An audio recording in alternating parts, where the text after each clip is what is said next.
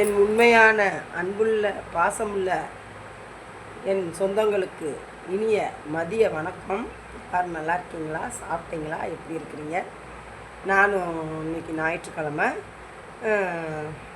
வேலையெல்லாம் பார்த்துக்கிட்டே இருக்கேன். இங்கே பாருங்கள், கருவாடு பாக்கெட் போட்டேன். போட்டுட்டு ஒரு வீடியோ வந்துச்சு, அதை எடுத்து பார்த்தேன். ஏண்டா ஏய், அப்புறமேட்டுக்கு இன்னொன்று, நம்ம தமிழ்நாட்டில் வந்து ஐயா விஜய் அவர்கள் முதலமைச்சராக பதவி ஏற்றுட்டாங்க. அவங்க நம்மளை வழி நடத்தி செல்லுவாங்கன்று நம்புகிறோம். இந்த மாத காசை ஐயா நீங்கள் என்னங்க ஐயா 3 கையெழுத்து மட்டும் போட்டிருக்கீங்க.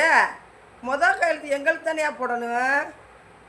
எங்களுக்கு பணத்தை போடுறது கையெழுத்தை போடாமல் என்னங்க அப்படி பண்ணியிருக்கீங்க ஐயா?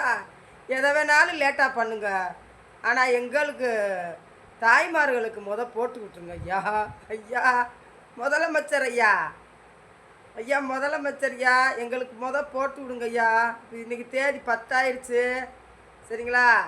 ரொம்ப வறுமையிலையும் கொடுமையிலையும் வாடிக்கிட்டு இருக்கோம். ஒரு மாத்திரை வாங்குவோம், ஒரு பழத்தை வாங்கி சாப்பிடுவோம், ஏதோ ஒன்று சாப்பிட்டுக்குருவோம் ஐயா. ஒரு குழம்பு வச்சு சாப்பிட்டுக்குருவோம்.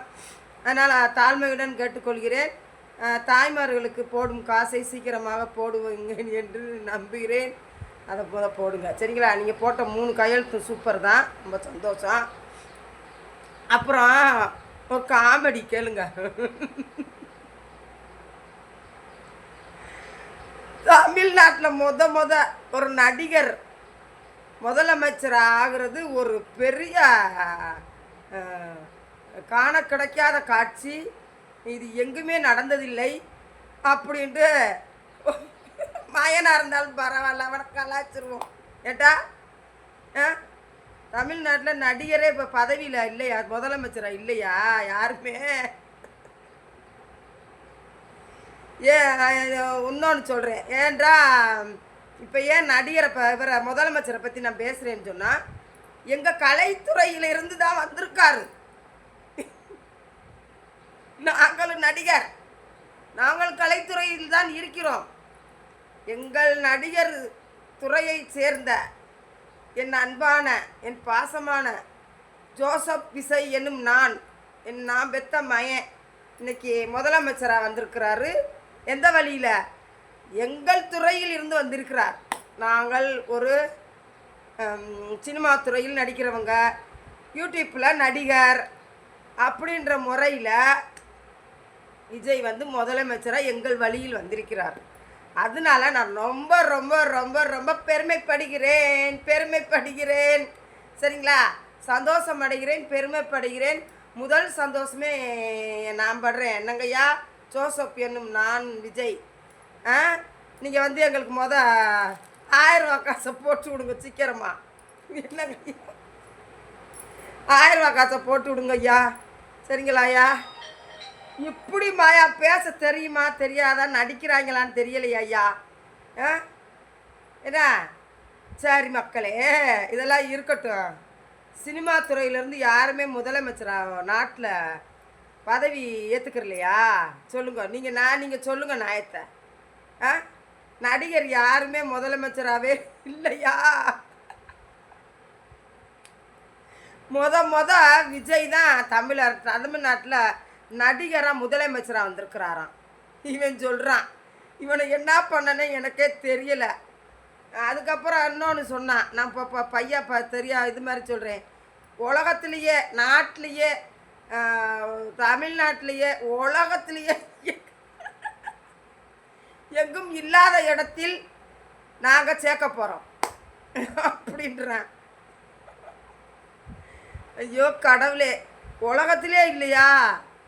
நீங்கள் சொல்கிற இடம் உலகத்திலே இல்லையா? ஏண்டா இப்படி பேசுகிற? நீ இல்லாட்டி அவங்கெல்லாம் அவ்வளோதான் போ. நீ இருக்க போய் தான் காலம் ஓடிக்கிட்டு இருக்கு, சரிங்களா மக்களே? அந்த வீடியோ பார்த்தோன்னே எனக்கு பேசணும்னு தோணுச்சு. யார் யார் நம்ம முதலமைச்சராக நடிகைகள் வந்திருக்காங்க சொல்லுங்க, நான் சொல்லவா?